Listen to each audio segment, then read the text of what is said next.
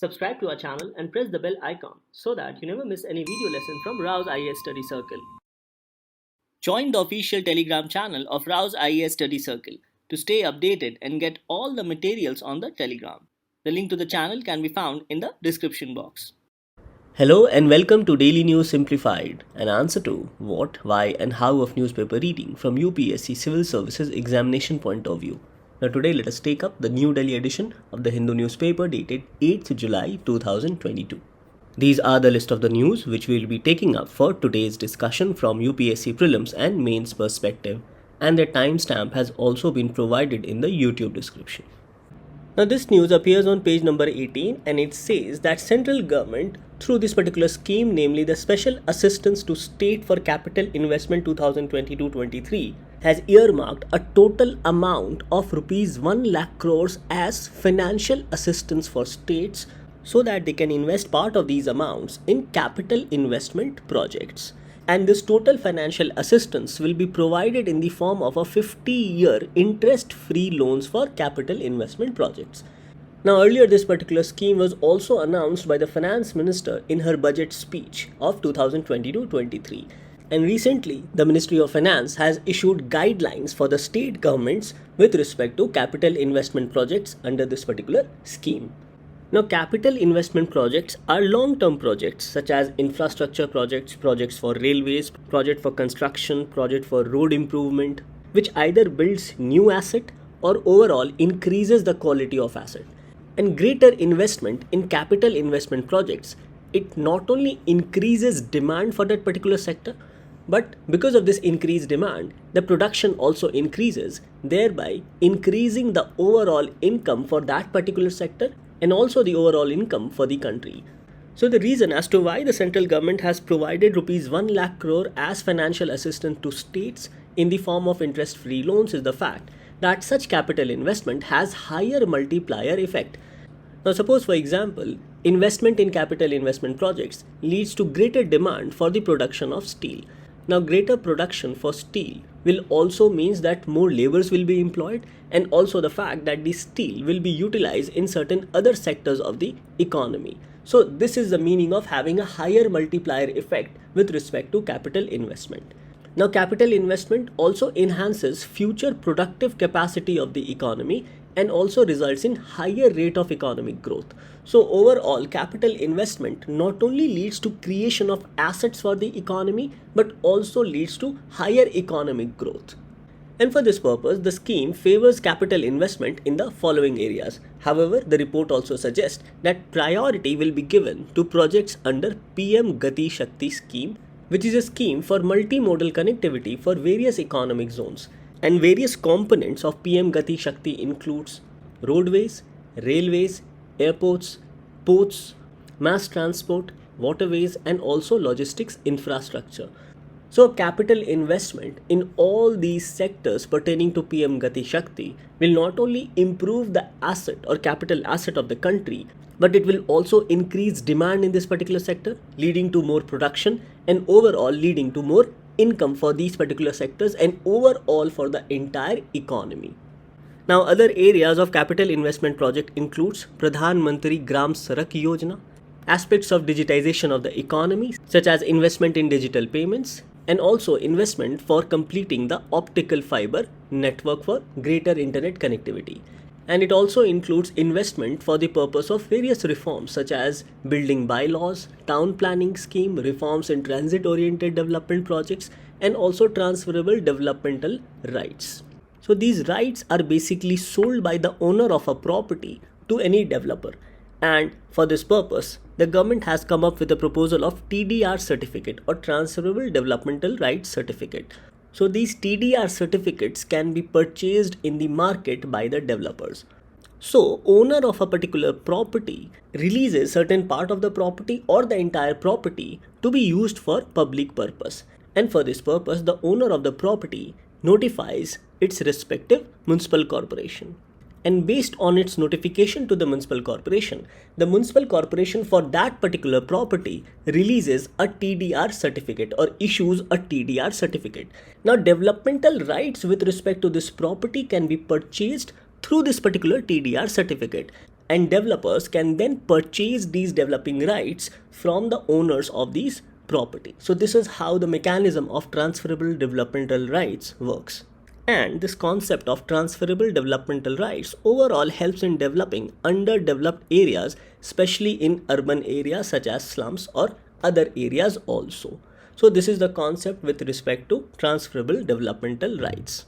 Now another very important part of this loan is that these are interest-free loans, and these loans will be available to the states over the normal borrowing limits which is allowed to states, which as of now is 4% of GSDP or gross state domestic product. So state governments can have these additional borrowings over the 4% of GSDP fixed by the central law. Now one of the major concerns here is that it keeps such states in perpetual debt, because the borrowing will be in the form of 50-year interest-free loans. So for any subsequent borrowing, the state government will then have to be always dependent on the central government. And this is also as per Article 293 Clause 3 of the Indian Constitution. Now Article 293 Clause 3 states that a state may not, without the consent of the Government of India, raise any loan if there is still any outstanding, any part of a loan which has been made to the state by the Government of India or by its predecessor government. So if a state government owes any outstanding debt to the central government, then such state government cannot raise any loan unless and until it is approved by the central government. So this can be said to be one of the concerns for the 50-year interest-free loans with respect to special assistance to states for capital investment 22-23. Now to avail these loans, state governments need to submit project details, capital outlay for a particular project with respect to capital investment in the following areas which we have seen, their completion period, that is the time period in which the project will be completed, and also the economic justification as to why the state governments needs money on such particular project. And all these aspects shall be submitted to the Department of Expenditure functioning under Ministry of Finance. Now as we have already seen that such projects under PM Gati Shakti scheme will get priority, and also an additional rupees 5,000 crores has been provided with respect to incentivizing privatization by state government, also for disinvestment of public sector enterprises and also for the purpose of asset monetization. So for this purpose, extra 5,000 crore within a part of 1 lakh crore has been earmarked by the central government. Thus this topic becomes important mainly from the perspective of Indian economy and gets covered under GS paper 3 from your mains perspective also. Now based on our discussion, these two becomes your practice question for your prelims examination. Now this particular question was asked in the prelims of 2019. The question is, the money multiplier in an economy increases with which one of the following? Options were A. Increase in cash reserve ratio, B. Increase in banking habit of population, C. Increase in statutory liquidity ratio, and D. Increase in the population of the country. Now this practice question states, consider the following statements. First, special assistance to state for capital investment 22-23 provides for 50-year interest-free loans for capital investment projects. Second, a state may not raise any future loan without central government's consent if an outstanding part of loan from central government has not been paid by the state. So the question is, which of the statements given above are correct? Options are A. 1 only, B. 2 only, C. Both 1 and 2, and D. Neither 1 nor 2. So after this, let's take up the next news for discussion. Now this particular news appears on page number 14, and it states that 12 to 13% of NPA, that is non-performing asset, in loans given to street vendors, and this was announced by the Union Housing and Urban Affairs Minister. Now he stated that this NPA is manageable and not to worry about. Now in this news, you need to know about this particular scheme under which financial assistance was provided to street vendors after the COVID pandemic. So the scheme is PM SVANidhi scheme, which stands for Prime Minister Street Vendors Atmanirbhar Nidhi scheme. Now this is a central sector scheme, facilitates street vendors, especially in the urban areas, to access affordable working capital loan from financial institutions so that they could resume their livelihood activities after lockdown. So the objective of the scheme is to facilitate working capital loan up to rupees 10,000 at subsidized rate of interest, which is approx 7%. Another objective of PM SVANidhi scheme is to incentivize regular repayment of loan and also to reward digital transactions in the form of incentive based on cashbacks. So salient features of the scheme includes that it provides initial working capital or loan up to rupees 10,000 to the street vendors. So if the street vendor is timely paying back the interest, then the interest subsidy on timely or early repayment is at the rate 7%. One of the salient features is that it provides monthly cashback incentive for digital transactions which takes place from the street vendors, and it also provides for higher loan eligibility on timely repayment of first loan. So if their first loan of 10,000 is paid back in time, then such street vendors can avail higher loans from the central government. Now the beneficiaries of this particular scheme includes street vendors, hawkers vending in urban areas as on or before 24th March 2020, including vendors of surrounding peri-urban and rural areas also. Now one of the main objective is to provide financial assistance to such street vendors who suffered great loss because of COVID lockdown. Now another benefit is that the street vendors will get loan from financial institution and it will become a part of formal credit. So the financial institutions involved in provided credit to street vendors are scheduled commercial banks, regional rural banks, small finance banks, cooperative banks, NBFCs, microfinance institutions, and also SHG banks. Now this scheme started in 2020 and earlier this year in 2022, this scheme has now been extended up to December 2024 by the Cabinet Committee on Economic Affairs chaired by the Indian Prime Minister. And the reason to extend the scheme till December 2024 is the fact that the impact of pandemic still remains. Now while extending this particular financial assistance scheme for street vendors, Prime Minister has also enhanced the collateral free affordable loan amount from 5,000 crores to 8,100 crores. Now this increased loan amount will ensure extra working capital for street vendors as it will allow the government to provide loans to more street vendors. Such facility of loan will help the street vendors to expand their business and also make them Atmanirbhar. Now extension of loan amount and facility of loans to more street vendors will result in more digital transaction by the street vendors with the incentive of having a monthly cashback offer. And this will also ensure a holistic socio-economic development of the street vendors and also their families. So it will not only provide extra loan amount to the street vendors, but it will also provide economic incentive to the street vendors, especially after pandemic. So the major reason to extend this scheme till December 2024 is the fact that impact of pandemic still remains, and these can be said to be the major benefits with respect to extending this particular scheme for street vendors, as it will help to institutionalize the access to formal credit channels for these street vendors. It will provide assured source of credit to help them plan their business expansion. It will increase adoption of digital transaction. It will reduce the impact of potential NPAs on lending institutions as availability of loan is redistributed to these financial institutions. And overall, it will also provide a holistic socio-economic upliftment of street vendors and also their families. So these can be said to be the benefits with respect to extending the financial assistance scheme for the street vendors.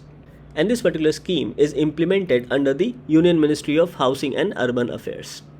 So in this news, you need to know about PM SVANidhi scheme and the fact that it provides institutionalized credit to street vendors.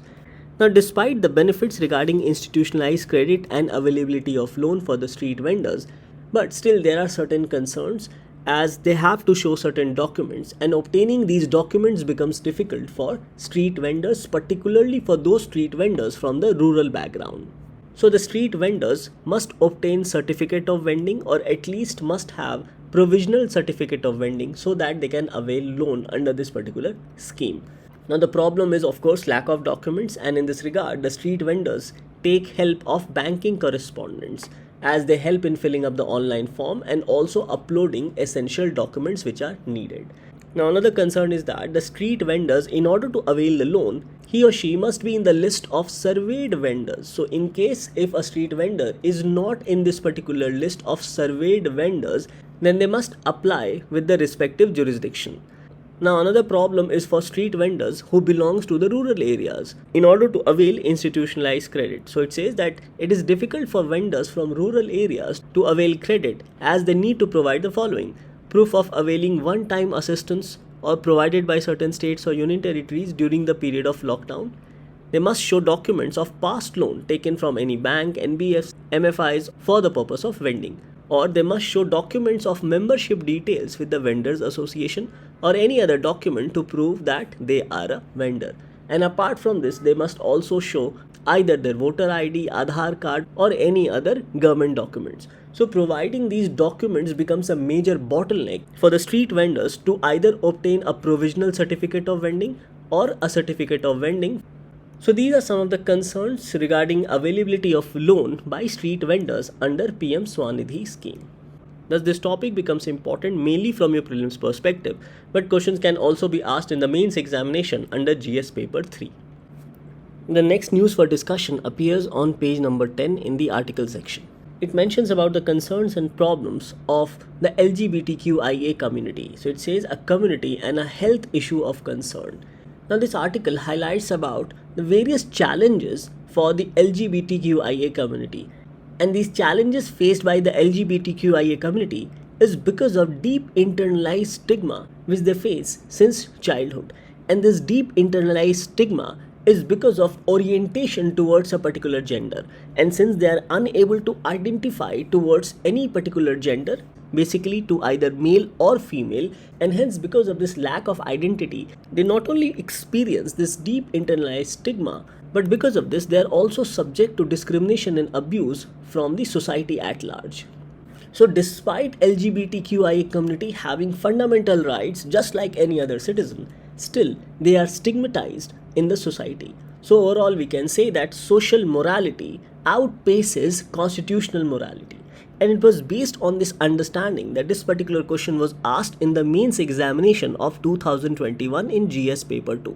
Now this question was, constitutional morality is rooted in the constitution itself and is founded on its essential facets. Explain the doctrine of constitutional morality with the help of relevant judicial decisions.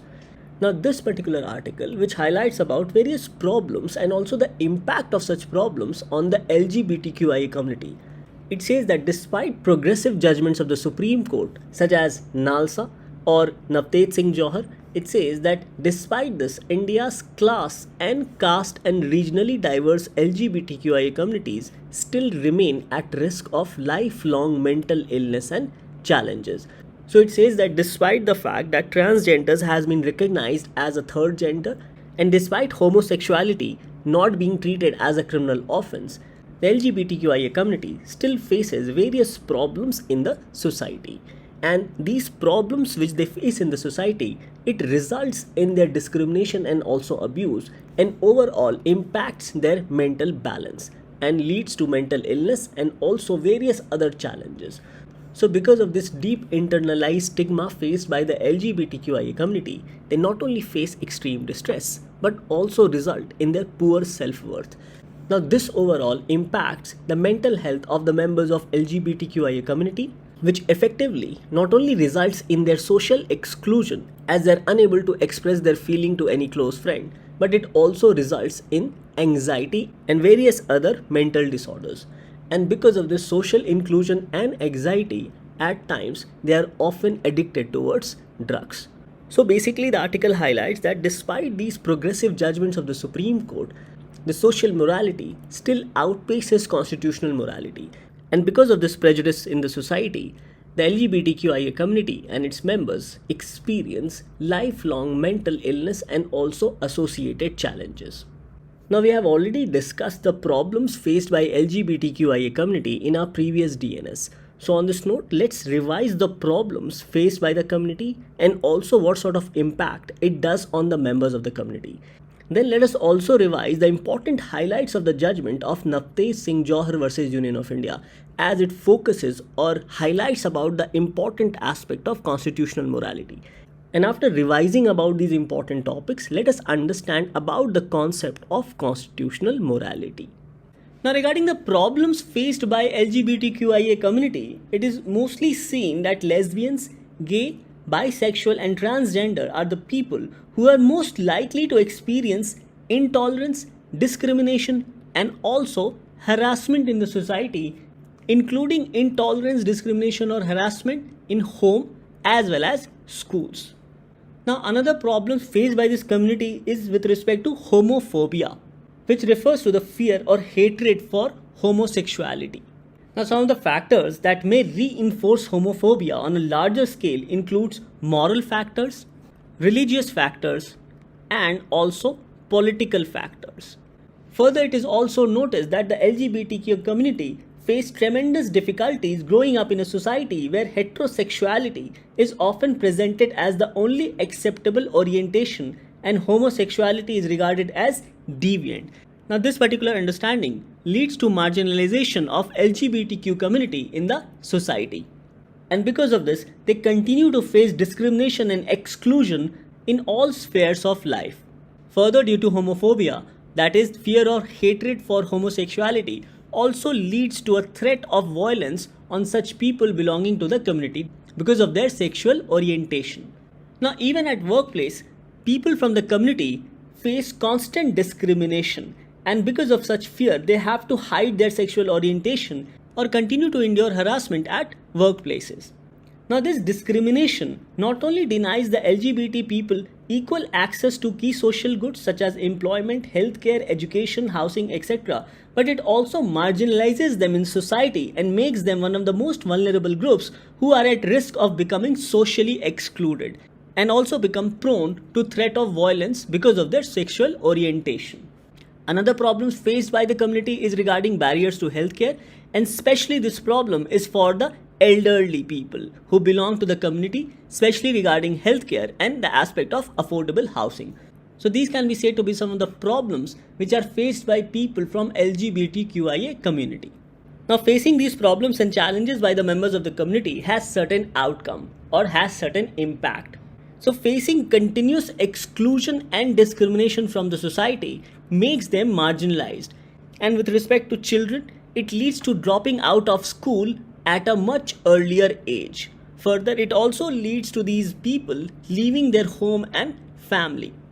Another problem for the people of the community is that they are unable to find regular jobs and effectively have lesser economic options than other members in the society.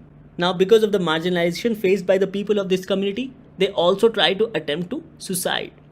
Now, people from this community are regularly targeted as victims of hate crimes and violence.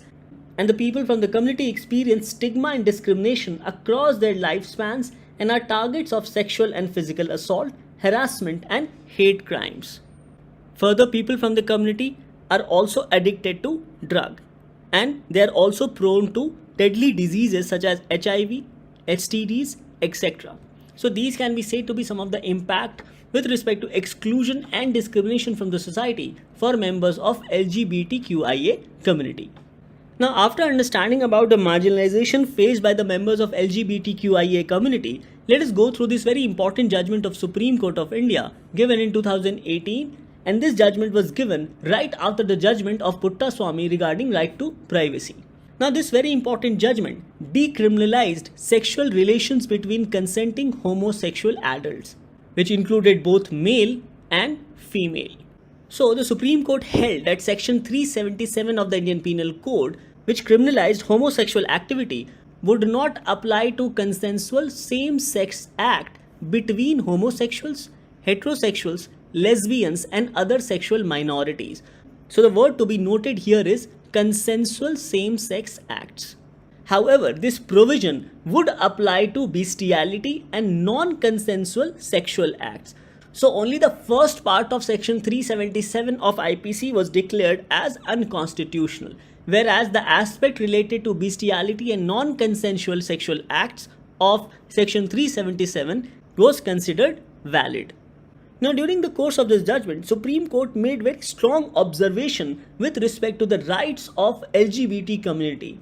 Now, here the court not only recognized the dynamic nature of rights illustrated in the Constitution, especially with respect to liberty and equality as provided under Article 14 and 21 of the Indian Constitution, but also stated that the concept of constitutional morality is way above the aspect of social morality.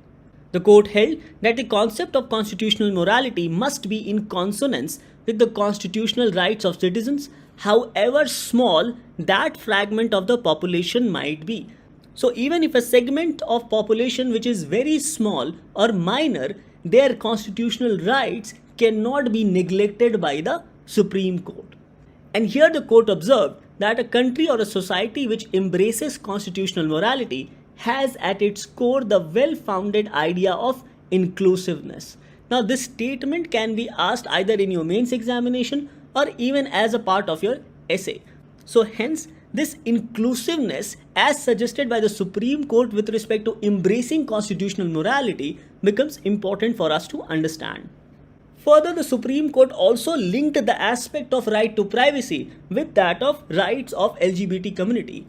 Now, the Supreme Court held that right to privacy ensures that LGBT community has a right to realization of its basic right to companionship, so long as such a companionship is consensual, free from vice of deceit, free from force, coercion, and such companionship does not result in violation of fundamental rights of others. In every other case, LGBT community has a right to realization of their basic right to companionship.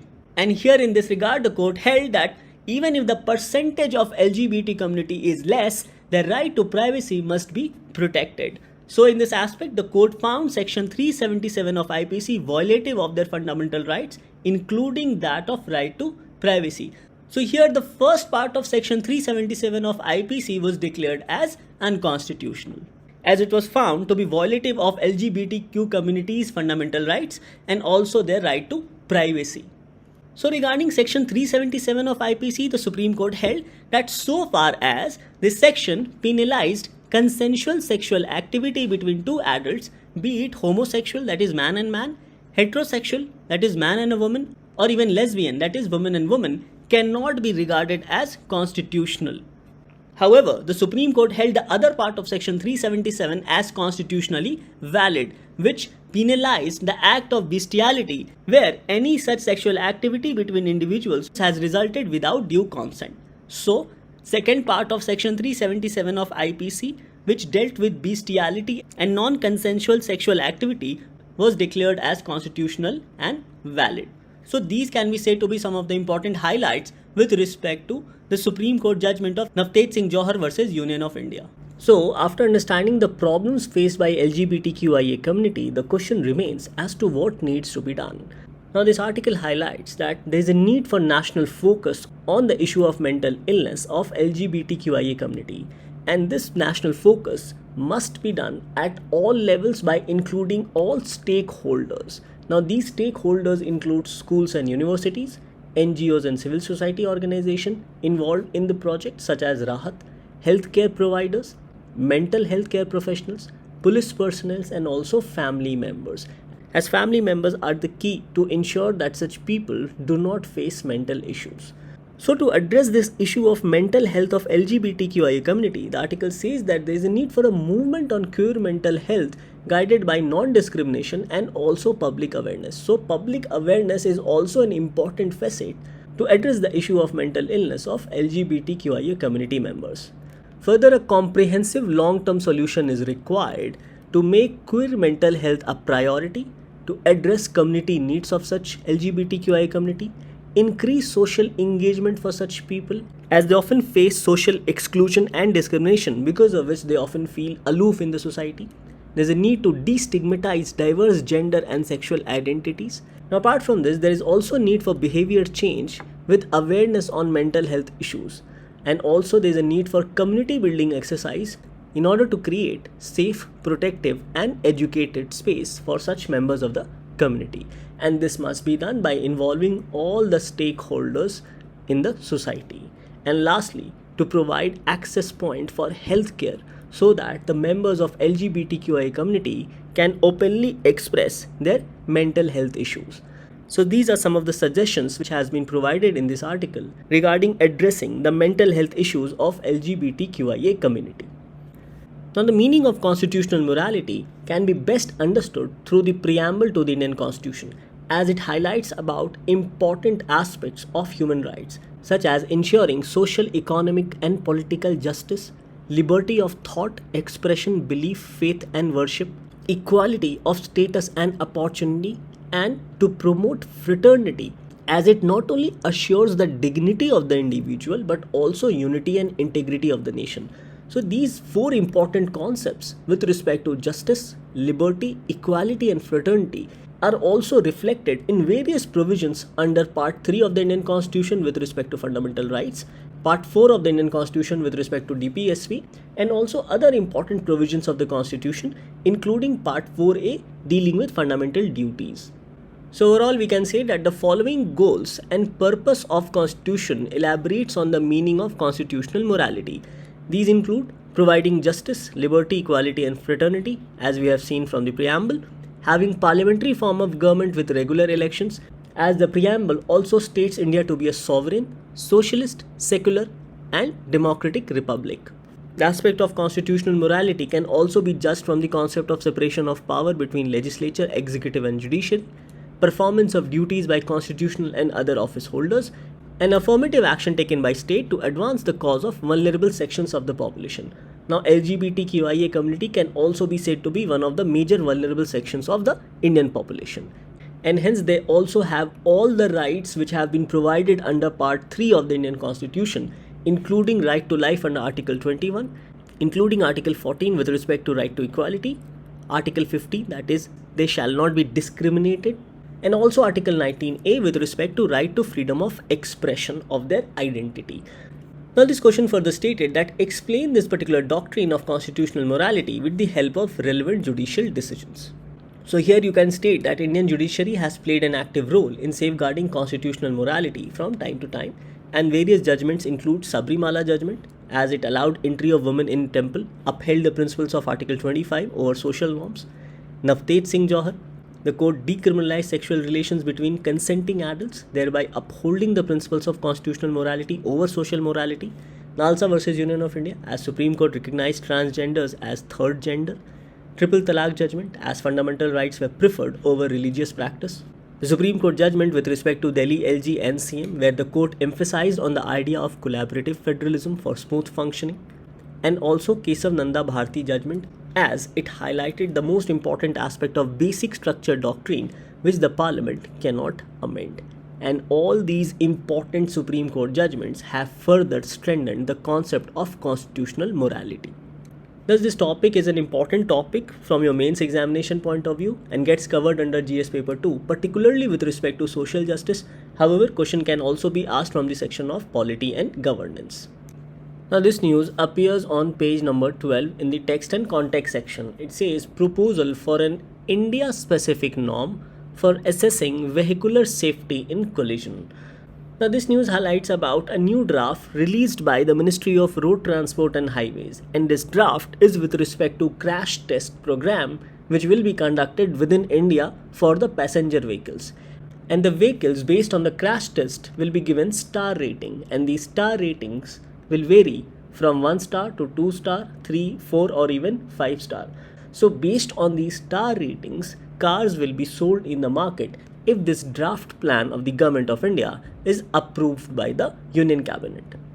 So in the gist, the news highlights that on June 24th, the Union Minister Nitin Gadkari approved a draft GSR rules, that is General Statutory Rules notification, seeking comments on a proposal to introduce Bharat New Car Assessment Program or Bharat NCAP. Now this new car assessment program provides reliable information about crash safety of a vehicle based on certain common criteria and procedures. Further, the Bharat NCAP would assign vehicles between 1 and 5 stars on parameters such as adult occupant protection, child occupant protection and also safety assist technologies. So the whole idea to introduce Bharat New Car Assessment Program is not only to ensure passengers' safety with respect to crash test and the star rating, but also to ensure that cars manufactured within the country are export worthy. So let's go through some of the important highlights with respect to Bharat NCAP or New Car Assessment Program. So Bharat NCAP would assign vehicles between 1 and 5 stars on parameters such as adult occupation protection, child occupant protection and safety assist technologies. So these cars will use dummy for crash test. Now just like global NCAP or any other crash test which you might have seen on the YouTube, this crash test will also use a particular dummy. and the dummy will be researched based on the extent of injury received on this particular dummy, which will be used in the crash test.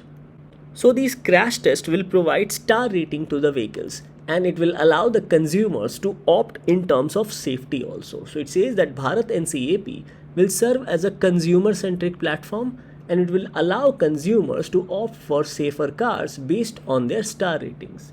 Now this will not only promote healthy competition among the car manufacturers, but it will also promote the culture of making safer vehicles in the country. Now regarding crash test, it will study frontal impact, side impact, and also possibility of a door opening after crash. And overall, the crash test will serve two purposes, as already stated. It will ensure structural and passenger safety in cars if a crash happens or if any accident happens, and it will also increase the export worthiness of Indian automobiles manufactured within the country.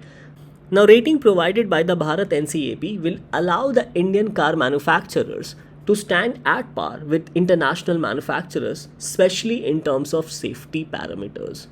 So in this regard, it highlights that the testing protocol of Bharat NCAP will be aligned with global crash test protocols factoring in the existing Indian regulations, and it will allow the car manufacturers to get their vehicles tested at India's own in-house testing facilities. So it will not only improve passenger safety, but it will also make Indian cars more export worthy.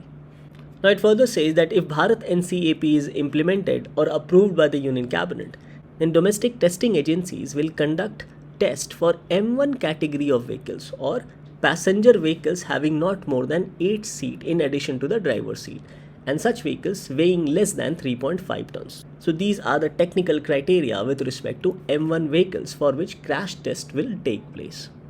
And this crash test will be done on imported cars and also on domestically manufactured cars. And if this proposal is accepted, then it will become applicable in India from 1st of April 2023, that is by next year. Now this news mainly becomes important from your prelims perspective with respect to current events of national importance and also government schemes pertaining to road safety. Now with respect to road safety, we must know about two important declarations, namely the Brasilia Declaration and Stockholm Declaration.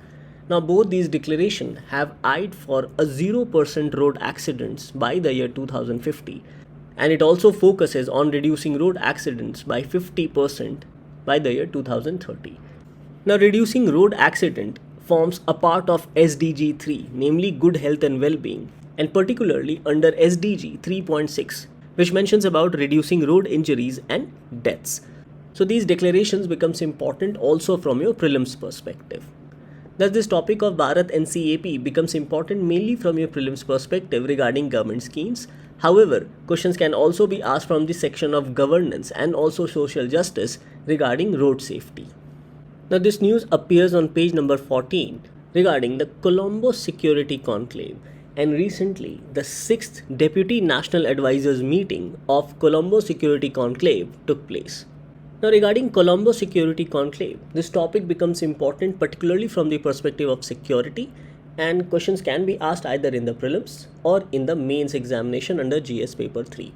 So let's go through some of the important highlights first of all from your prelims perspective. So the members under Colombo Security Conclaves are India, Maldives, Mauritius and Sri Lanka, whereas there are two countries who have observer status. These are Bangladesh and Seychelles. Now there are 5 key pillars of cooperation under the Colombo Security Conclave. Now these are maritime safety and security, countering terrorism and radicalization, combating trafficking and transnational organized crime, ensuring cyber security, protection of critical infrastructure and technology, and 5th, humanitarian assistance and disaster relief. Now the question becomes as to why Colombo Security Conclave becomes important particularly for India with respect to ensuring its maritime security. Now here the aim of India is to become preferred security partner for its neighboring countries, so that in times of any distress, they approach the Government of India and Government of India can address any of their grievances, particularly relating to these 5 aspects. So in order to strengthen maritime security and also to share intelligence with these different countries, the Colombo Security Conclave becomes important from Indian perspective. And it is in this aspect the Colombo Security Conclave's roadmap for cooperation and activities for 22-23 was agreed at 5th NSA level meeting, which was held in Maldives in March 2022. Now this particular news talks about the 6th Deputy National Advisors or Deputy NSA level meeting. Now in the 5th NSA level meeting, emphasis was made on closer cooperation and coordination among member and observer countries for effective investigation and prosecution of terrorism and radicalization related cases. Now in the 6th meeting, Chief of Defence Staff of Sri Lanka has suggested to formulate flexible prosecution laws among member countries. Further, he has also suggested to set up joint working groups and agencies to collect, store and disseminate intelligence on common developments to tackle various threats posed by international crime networks. So the idea is to work closely on these 5 key pillars of cooperation. Now coming to the aspect of India's aim to become preferred security partner. Now let us understand first of all the meaning of preferred security partner. Now the term preferred security partner indicates more proactive, inclusive and collaborative approach towards undertaking core security responsibilities in the region. So the approach here is more collaborative and also inclusive. Whereas when we talk about net security provider, this term can be used for a nation or a country which is in possession of credible military power, is willing to employ its military assets to address the common security concerns at a regional or global level.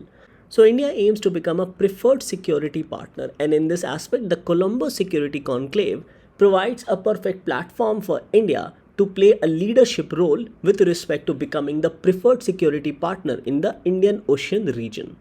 Now another very important aspect with respect to PSP or preferred security partner is that this idea is based or centered around high level of trust with friendly neighbors. However, the same cannot be said with respect to India, as its bilateral relations with different countries cannot be said on equal footing. So it says that such level of trust can be achieved on the basis of the following factors: possession of military capability that can swiftly respond to an emerging security situation, unequal assurance of security assistance, accepting and accommodating the varied security priorities of security partners, and favorable track record of successful security collaboration in the past. So these are some of the criteria based on which a country can become the preferred security partner. Now India is in a very good position to become the preferred security partner, particularly in the Indian Ocean region. However, still there are certain challenges also. So here let's go through some of the factors which is working for India and also factors working against India for it to become the preferred security partner. Now regarding the factors working in interest of India, the first factor here is India's strategic location in the Indian Ocean region, as it gives significant geographical advantage to India to become PSP or preferred security partner. Geographical proximity combined with human, military and economic resources puts India in a leadership role. Possessing military capability important or necessary for swiftly responding to a crisis in India's neighborhood.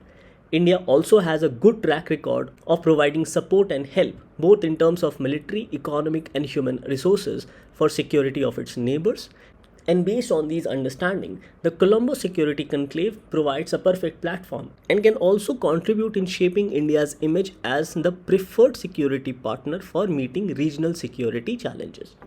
Now, despite these factors working in favor of India, still there are certain factors which goes against India's interest. And the first factor is that sustaining such security measures on an international level will not be easy, especially in South Asia. So it highlights that sustaining an effective and robust regional mechanism for economic and security cooperation among the neighboring countries will remain a challenge for India. Now another set of challenge is the bilateral tussle with Pakistan, as it may influence other member countries of Colombo Security Conclave. Now India's aspiration to become the preferred security partner is also underscored by its commitment to the security of its smaller neighbors in the region. Because in situations of distress, India has to ensure security of its smaller neighboring countries in the region. So these can be said to be some of the factors which may work against India becoming a preferred security partner in the Indian Ocean region. Thus, this particular news on Colombo Security Conclave becomes important both from the prelims and mains perspective with respect to security and also international relations. Based on our discussion, this becomes your practice question for the day. The question is, which of the following countries are the members of the Colombo Security Conclave? Options are 1. Bangladesh, 2. Maldives, and 3rd Mauritius. The question is, select the correct answer using the code given below. Options are A. 1 only, B. 2 and 3 only, C. 1 and 3 only, and D. 1, 2 and 3. Now coming to the answer of yesterday, the question was, consider the following statements. Safety audit for civil aviation is done by Directorate General of Civil Aviation. Yes, this is correct. Second, India has signed but not ratified the Chicago Convention on International Civil Aviation. No, this is incorrect, as India has also ratified the Chicago Convention on International Civil Aviation. So the question is, select the correct option using the code given below. Hence, the correct answer becomes A, that is 1 only. With this, we come to an end to today's discussion. Thank you for watching DNS.